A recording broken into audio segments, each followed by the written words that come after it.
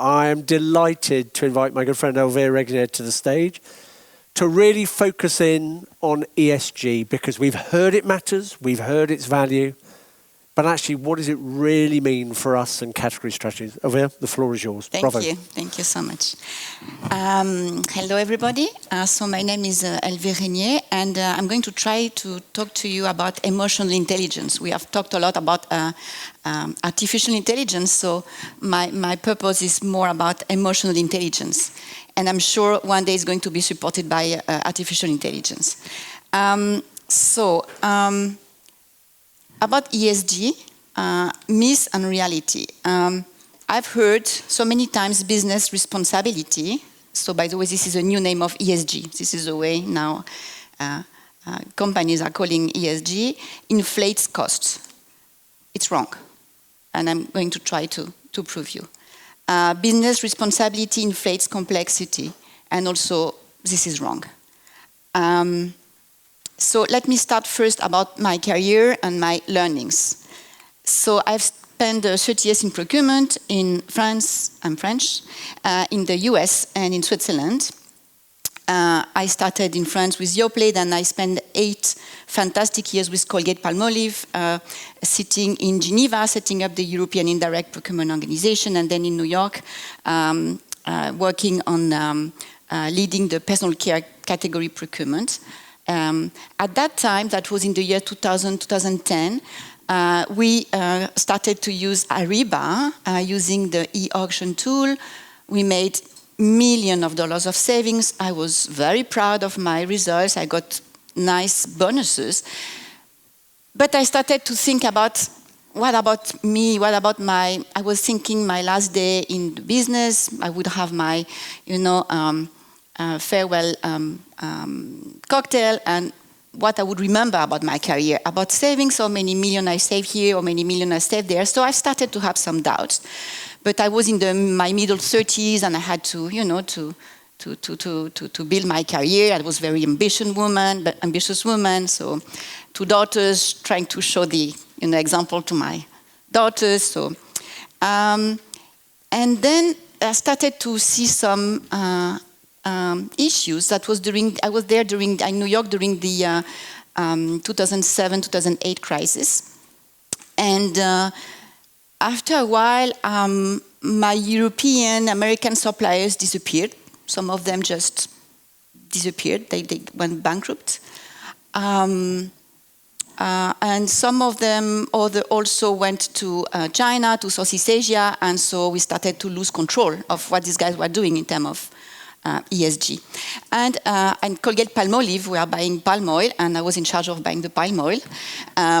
So it was very difficult to hide that the fact that we were, working on, let's say, this material that at that time is still controversial, but at that time it was much more than that. So we started to receive some naughty memos from WWF saying you are destroying the Borneo forest, and this is impacting the orangutan, and we were just laughing about that at that time. We're thinking, oh, what about the orangutan? But no, I better understand what was the consequences of the way we were doing business at that time. Then I went back to France, spending some time in construction business, and I cannot go on all the learnings, but maybe next invitation, I'll let you know about the construction business impact. And then I have lucky to work with Unilever. At that time, Paul Polman, maybe this is a name that rings a bell, he was a CEO. And Paul Polman is an impressive, he stayed 10 years, by the way, at Unilever. And he was saying 2 very inspiring things. He was saying first, and that was for everybody in the company, that was in 2010, he said, we'll double our turnover by 2020, simple, by maintaining our environmental impact. And to me, that was so nicely articulated, because sometimes companies' strategies is not so, or vision, I would say, this is not a strategy, this is a vision, it's not always very clear.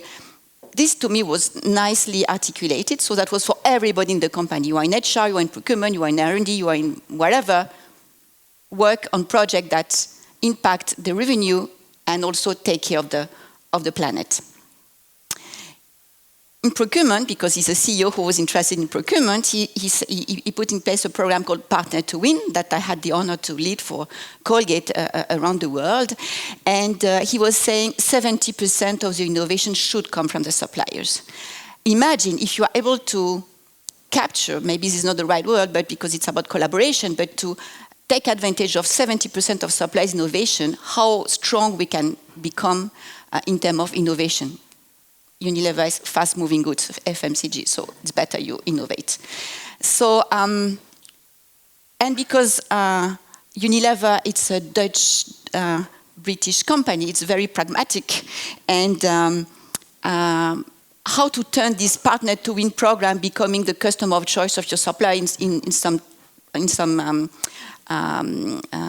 topics that really impact the results of the company. I'm going to give you an example. I was in charge of this program, and one day marketing told me, we want to launch a shampoo in India that you can rinse with little water. India, it's a big country for Unilever. So internal R&D started to say we can do it ourselves. We know how to do surfactants. Surfactant is a chemical product you put to make shampoo foams. And so I had to tell them, look, we have this program. Let's ask the suppliers what they can offer. So we organized a competition which was more on technology than on price. BASF won the competition. My point was not really to negotiate the price with BASF because, frankly speaking, that was just one line in shampoo, and there's a lot of lines on shampoos. But to negotiate the exclusivity of this surfactant without paying millions of dollars for that. And on the other hand, so the deal was, okay, we will commit to put in place a long-term agreement, long-term contract. So it was a partnership. And again, this shampoo was impacting the consumption of water from the people in India, but also with an S, social impact, because women are mostly in charge of picking up the water of the fountain, and this is quite a painful activity. So I was enjoying my time saying, wow, I know how to make savings, and now I know how to try to deliver value for my company. It was a tough time because, of course, KPIs were not aligned with the strategy, the vision. But this is another story. I will go back to that. But at least it was really a period of time where I really opened my chakras and I was thinking I can do my job differently. Then last 10 years, I was a CPO of a French company called Avril, and then recently L'Occitane.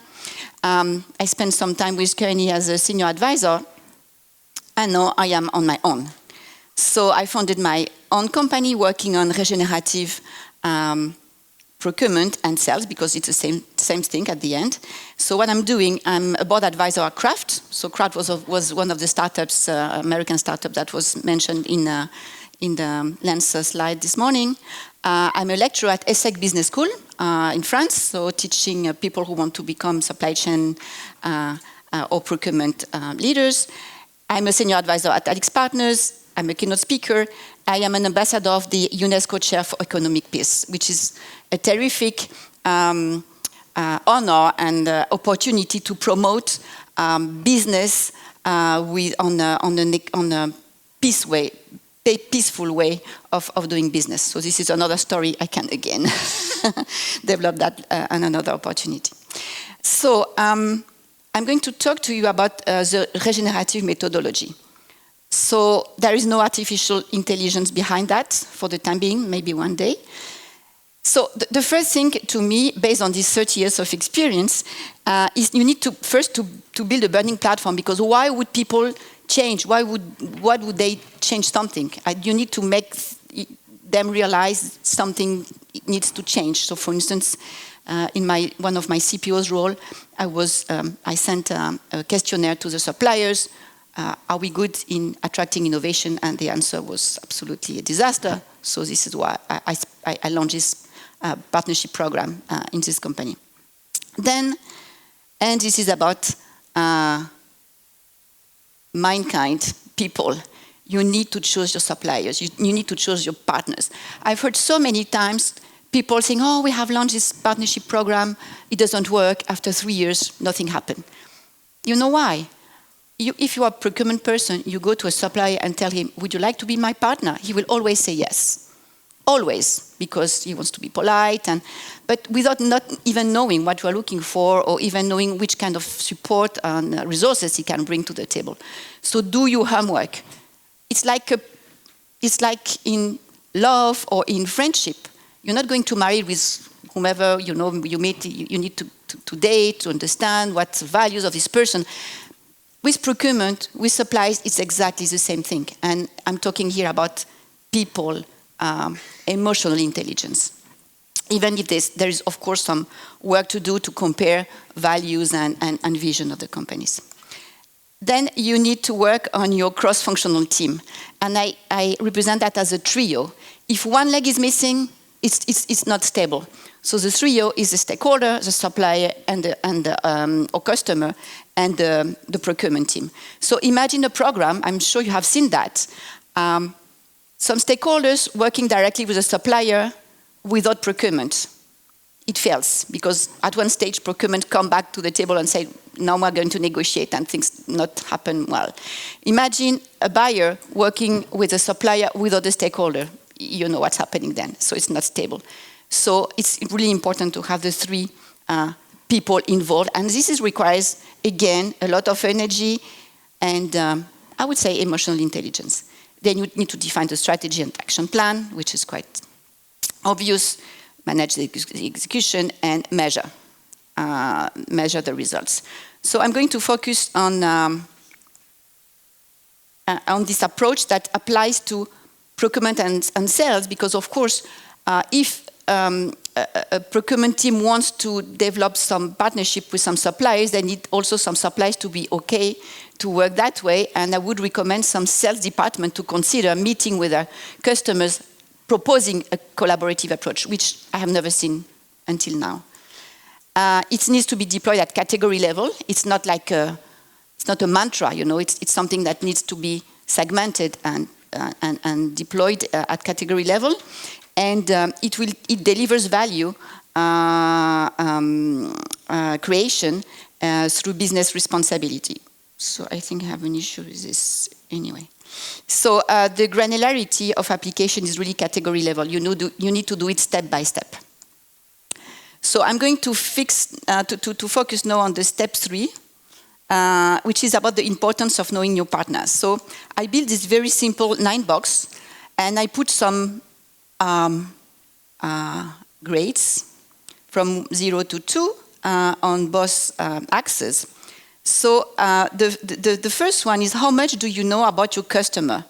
And when I mean customer it's your stakeholder, your client, or can be your final customer, the person who's going to choose your shampoo on the shelves, or the person who are making decision to buy your product. And how much do you know about about what your supplier can offer you? And sometimes in procurement we are not so clear about that, because we have a lot to do, and suppliers, they always try to meet what you tell them, but they don't always have the opportunity to share everything they can do. So then you do the math. So as much as you know about your supplier or your customer, but if you know only one of the two axes, it doesn't work. And you will quickly understand this is exponential. The more you work on these two axes, then you can really, this is when the magic happens. You can really deliver value and work on, obviously, on the ESG topics. Because when I say, how much do you know about your customer need, I'm talking also about ESG, and same on the supplier side. How to do that? Very simple. Meetings, organize, but invite as many people as possible in the meeting room. I recommend, or I've done, it's one full day event.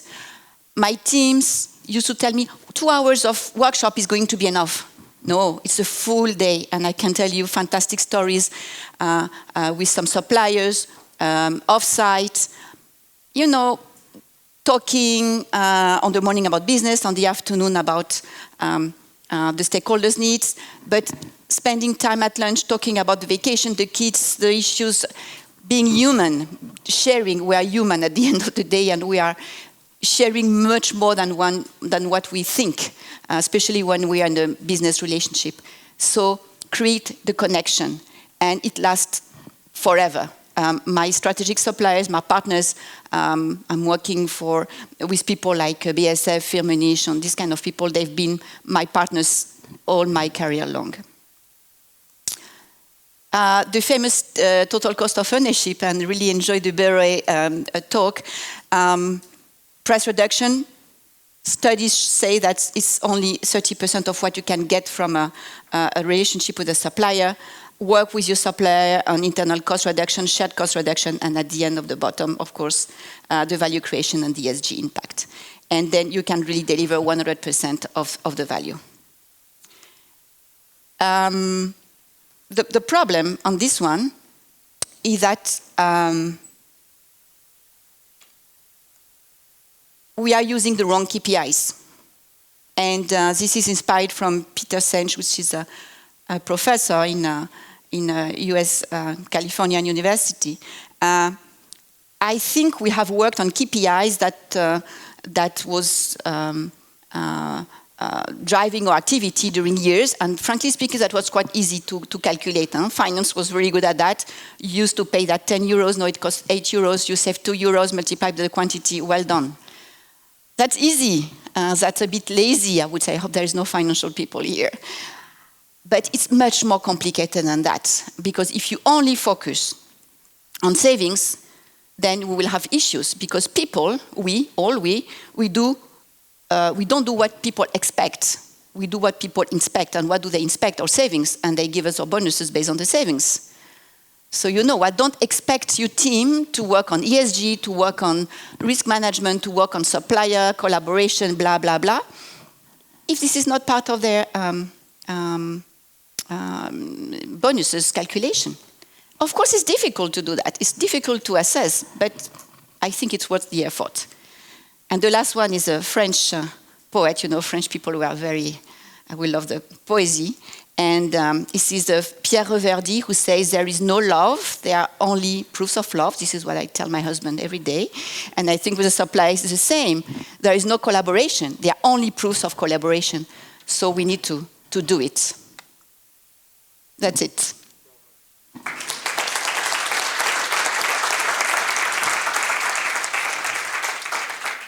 We definitely have time for a couple of questions.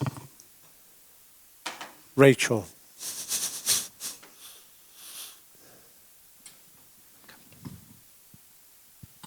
Thank you. Very interesting. To what extent, talking about the KPIs, to what extent do you see the sort of the suite of KPIs being affected by where the function reports up into? So whether it's into the CFO, the COO, etc.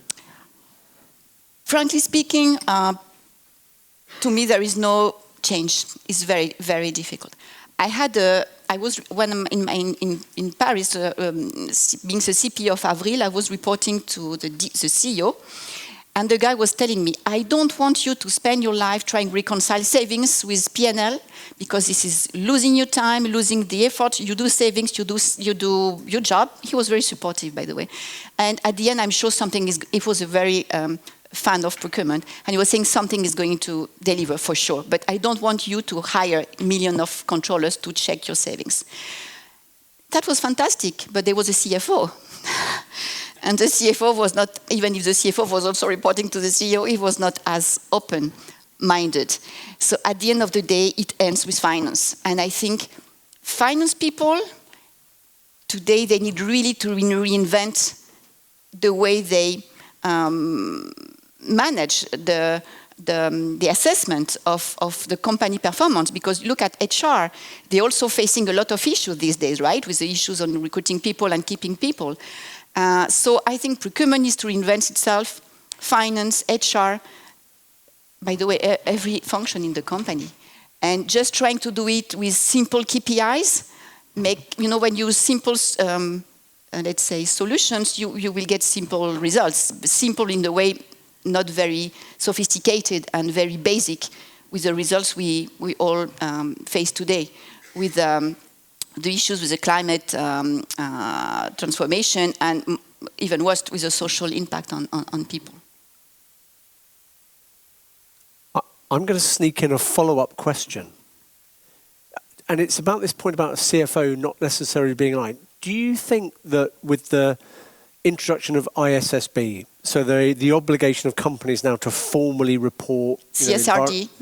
Yeah, yes, exactly. the new, So do you think that's actually going to, like you say, force the CFO to reinvent, and actually they might become the most suitable boss for us because they're focused financially and on ESG because they're going to have to report the numbers? Yeah, that's a good one. So CSRD, does everybody knows what is CSRD? Corporate Sustainability Responsibility Directive. Guess what is the fine if you don't, in France, because you know this is a European law and each country is going to apply it. So let's do a question. Let me ask you a question. How do you think it costs if you don't, let's say, declare your extra financial performance in France? I just know the number in France. Guess. 3,000 euros. Really? Huge. Yeah. 3,050. Wow. That's nothing.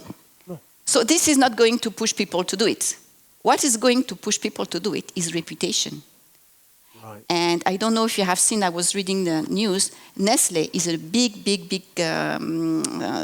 difficult situation because some shareholders, they are not claiming that Nestle is, producing and selling products which are not maybe the best for health. Putting more sugar, for instance, for kids' food for poor countries, just to get them addicted to sugar. In Europe, there are some regulation for that. It is going to come from all of us as consumers, and artificial intelligence is going to play a key role on this. Because as a CPO, I've always tried to work on, because there was no other option, to work on Excel to identify my suppliers, rank 1 and rank 2, and it does not work. With artificial intelligence, now you can scan, with a machine, what's happening in your supply ecosystem and just get the information, and then you can really decide what to do. Am I going to fix the issue or am I going just to let it go? And by the way, journalists, there is no new kind of journalist, they became experts in supply chain.